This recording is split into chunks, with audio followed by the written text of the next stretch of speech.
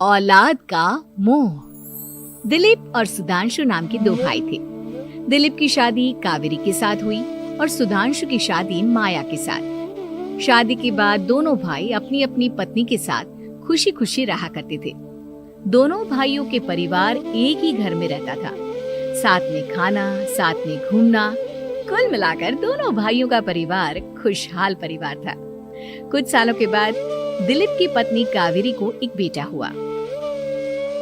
भैया, आज मैं बहुत खुश हूँ, चाचा बन गया हूँ मैं। हाँ भाई साहब, इस बच्चे के घर में आने से तो रौनक आ गई है।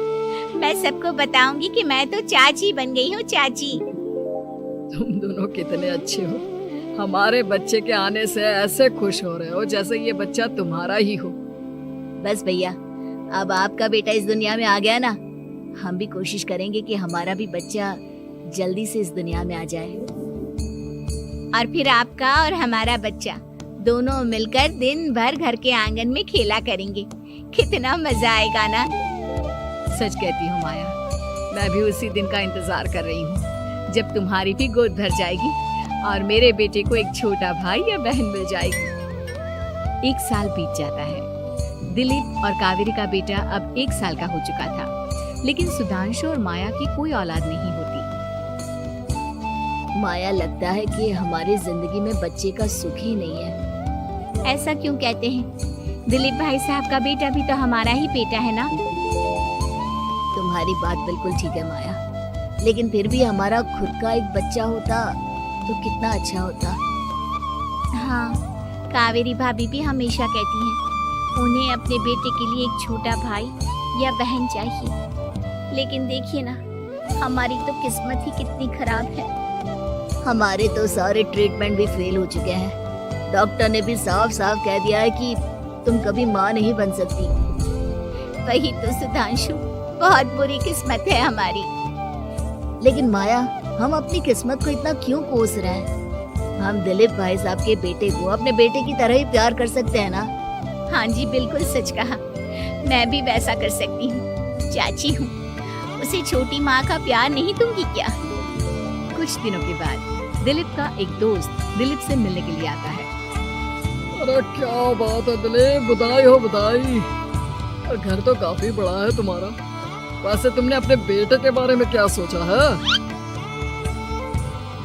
भैया, और क्या सोचेंगे, बस उसे पढ़ा लिखा कर अफसर बनाएंगे, उसकी पढ़ाई पर खर्च करेंगे। अरे भाभी, आपकी तो इतनी सारी प्रॉपर्टी है, आपको किस बात की चिंता?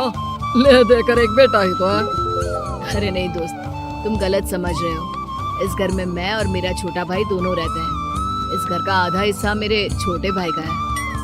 अच्छा, कितने बच्चे हैं तुम्हारे छोटे भाई के? भैया, उनके साथ ना कुछ प्रॉब्लम है। मेरी देवरानी कभी माँ नहीं बन सकती। अरे फिर किस बात की चिंता? अरे मैं तो कहता हूँ अपने बेटे के भविष्य के बारे में सोचिए ही मत। बस ये घर उसके नाम करवा दीजिए। क्या आपके भाई का भी कोई बच्चा नहीं है तो सब कुछ आपके बेटे को ही मिलना चाहिए। लेकिन ऐसा करना क्या सही होगा? अगर उनका बच्चा नहीं है तो क्या होगा? ये घर आधा उनका है, उनकी जो मर्जी है वो करें। तो कैसे बात करते हो? उनकी कोई औलाद नहीं है, वो क्या करेंगे प्रॉपर्टी अपने नाम रखकर? हाँ, वैसे भाई साहब आपकी बात तो बिल्कुल सही है। अब जो कुछ भी है वो हमारे बेटे का ही तो है। आखिर वही तो इस घर के वंश को आगे बढ़ाएगा। मैं कल ही देवर जी से बात करती हूँ। अगले दिन सुधांशु और माया, इधर आओ। तुम दोनों से एक बहुत जरूरी बात करनी है मुझे। बताइए ना भाभी, क्या बात है? आपको कहीं जाना है तो आप अपने बेटे को मेरे पास छोड़कर जाइए। मैं ही पूरा दिन रख लूंगी उसे। अरे नहीं माया, वो तो मुझे पता है। मैं किसी और चीज के बारे में बात करना चाहती हूँ। बताइए ना भाभी, क्या बात है? देखिए देवर जी, आपका कोई बच्चा है नहीं, लेकिन मैं जानती हूँ कि आप हमारे बेटे को अपने बेटे की तरह ही प्यार करते हैं। भाभी, बेटी की तरह नहीं, वो हमारा ही बेटा है। मेरे लिए तो वो मेरा ही बच्चा है। वही तो फिर क्यों ना ये सारी प्रॉपर्टी हम मेरे बेटे के नाम करवा दे, क्योंकि तुम्हारा हो या मेरा, हम सबका एक ही तो है बेटा। लेकिन भाभी, अभी तो वो सिर्फ 1 साल का है। अभी से प्रॉपर्टी उसके नाम करवाने का क्या मतलब है? देखिए देवर जी, जो काम जितना जल्दी हो जाए ना उतना अच्छा। आने वाले वक्त का क्या भरोसा। भाभी भरोसा क्यों नहीं, हम तो हमेशा आपके बेटे को माँ बाप की तरह ही प्यार करेंगे। हाँ, लेकिन फिर भी मैं चाहती हूँ कि ये सारी प्रॉपर्टी मेरे बेटे के नाम हो जाए। अब मुझे नहीं लगता तुम दोनों को इसमें कोई भी परेशानी होगी, है ना? भाभी वैसे तो आप जो कह रही हैं वो बहुत जल्दबाजी है, लेकिन फिर भी अगर आपको ऐसा लगता है तो ठीक है, कल ही प्रॉपर्टी के पेपर बनवा लीजिए, मैं और माया उस पर साइन कर देंगे। इस तरह से अगले दिन प्रॉपर्टी के पेपर बनवाकर सारी प्रॉपर्टी दिलीप और कावेरी के बेटे के नाम पर करवा दी जाती है। कुछ दिनों के बाद सुधांशु, सुबह सुबह ये कौन लोग आ गए हैं तुम्हारे घर पर? भैया वो ऊपर वाला कमरा खाली पड़ा था ना, सोच रहा था किराएदार रख देता हूँ। लेकिन किराएदार रखने से पहले आपने हमसे पूछा भी नहीं। भाभी इसमें आपसे पूछने वाली क्या बात थी, हमें एक ही कमरे की जरूरत थी, इसलिए सोचा दूसरा कमरा किराया पर दे देते हैं, कुछ इनकम हो जाएगी। अरे माया, ये सारी प्रॉपर्टी अब मेरे बेटे के नाम पर है और यहाँ पर जो कुछ भी होगा उसके लिए तुम्हें मेरी या दिलीप की परमिशन तो लेनी पड़ेगी ना। हाँ सुधांशु, तुम्हारी भाभी ठीक ही तो कह रही है। अब देखो, तुमने खुद अपने हाथों से ये प्रॉपर्टी हमारे बेटे के नाम की है, वह अभी बहुत छोटा है, तो इस घर से रिलेटेड सारे फैसले तुम्हें हमसे पूछ कर लेने चाहिए। भाभी हमें तो लगा था कि आप हम लोगों से बहुत प्यार करती हैं, लेकिन आप तो हमारे साथ भेदभाव करने लगी। अरे इसमें भेदभाव करने वाली क्या बात है? और मैंने कौन सा तुमसे कुछ गलत मांग लिया? अरे ले देकर मेरा बेटा इकलौता इस पूरे वंश का वारिस है, सब कुछ उसके नाम है। तुम्हें इस बात से जलन क्यों हो रही है? भाभी माया को जलन नहीं हो रही, वो तो बस ऐसे ही कह रही थी। सब जानती हूँ मैं, इसकी खुद की तो कोई औलाद पैदा नहीं हुई, बस इसीलिए जब देखो तब मेरे बेटे पर बुरी नजर डालती रहती है। देखो माया, कावेरी तुमसे बड़ी है, वो जैसा कहती है वैसा करो। और वैसे भी इस घर पर अब तुम लोगों का कोई अधिकार नहीं है, वो तो हम लोगों की भलाई समझो जो तुम्हें अभी तक यहाँ रहने दिया है। भैया आप इतने कैसे बदल गए? इस प्रॉपर्टी ने आपके दिल से हमारे लिए प्यार पूरी तरह खत्म कर दिया है क्या?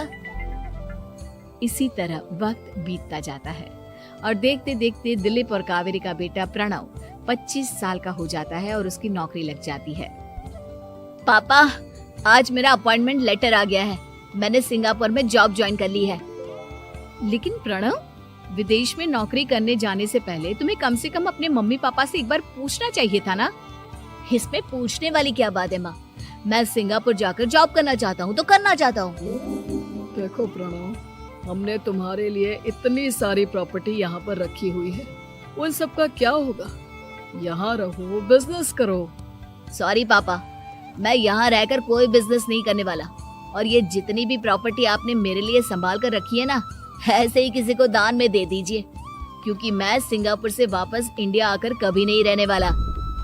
दिमाग खराब हो गया है तेरा, जानता नहीं तेरी वजह से हमने तेरे चाचा चाची से लड़ाई करके पूरा घर तेरे नाम करवा दिया था। हाँ तो ऐसा करने से पहले आपको सोचना चाहिए था ना। और मम्मा, मैं तो वैसे भी उस वक्त 1 साल का था, मेरा इस मैटर से कोई लेना देना नहीं है। कैसी बात कर रहा है ये लड़का? अरे तेरी वजह से अपने छोटे भाई से दुश्मनी लेकर बैठा हूँ मैंने तो उसे घर से भी निकाल दिया। जानता नहीं तू, बाजू वाले घर में एक छोटा सा कमरा किराए पर लेकर रहते हैं तेरे चाचा चाची, और ये सब मैंने तेरे लिए किया। देखिए पापा, आपने जो कुछ भी किया अपने लिए किया। मैंने आपसे कब कहा था कि मुझे ये प्रॉपर्टी और घर चाहिए? और वैसे भी अपने भाई के साथ इस तरह का बिहेव करके आपने कोई अच्छा काम तो किया नहीं। तू सही कह रहा है बेटा, हमने तेरे चक्कर में अपने छोटे भाई जैसे देवर और बहन जैसी देवरानी को इस घर से निकाल दिया। बहुत बड़ी गलती हो गई मुझसे। ठीक है मॉम, तो अब आप अपनी गलती सुधारो, लेकिन मुझे तो फॉरेन जाना है, मैं वहीं जाऊंगा। अब आगे क्या करना है ये आपका डिसीजन है। और प्रणव सिंगापुर जॉब करने के लिए चला जाता है। कुछ दिनों के बाद जब दिलीप और कावेरी को अपनी गलती का एहसास होता है तो वो सुधांशु के घर पहुंचती है। सुधांशु, माया, हमें माफ कर दो, हमसे बहुत बड़ी गलती हो गई। क्या हुआ भाभी? आज इतने सालों के बाद अब हम गरीब लोगों के घर क्या करने आई हैं? भाभी, हमने तो खुशी खुशी अपने भतीजे को सब कुछ दे दिया, अब हमारे पास कुछ भी नहीं बचा है। भाई, मुझसे बहुत बड़ी गलती हो गई। जो तेरे जैसे भाई को मैंने प्रॉपर्टी के चक्कर में घर से निकाला और जिसके लिए मैंने ये सब कुछ किया, वो खुद ही विदेश चला गया। भैया भाभी, जिस बेटे के लिए आपने हम लोगों को इतनी तकलीफ दी, आपस के प्यार को बिगाड़ा, जब वही आपसे दूर चला गया तो आपको इस बात का एहसास हुआ। लेकिन माफ कीजिए, अब हम आपके साथ रहने के लिए उस घर में नहीं आ सकते। नहीं नहीं माया, ऐसा मत कहो, मुझसे बहुत बड़ी गलती हो गई। प्लीज वापस चलो, मैं वो घर फिर से तुम्हारे नाम कर देती हूँ। भाभी, मैं उस घर का क्या करूंगी?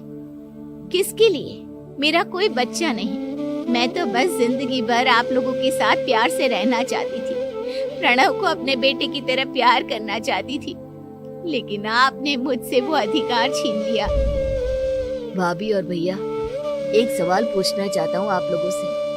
जो बच्चा कुछ ही दिन पहले दुनिया में आया हो, जिस बच्चे के भविष्य का आपको पता ही ना हो, उसके लिए अपने पुराने रिश्तों को तोड़ देना, अपने सगे रिश्तेदारों से दुश्मनी मोल लेना, उनके साथ झगड़ा करना, उनकी बेइज्जती करना, क्या ये सही है? कम से कम हमें सही वक्त का इंतजार तो करना चाहिए ना।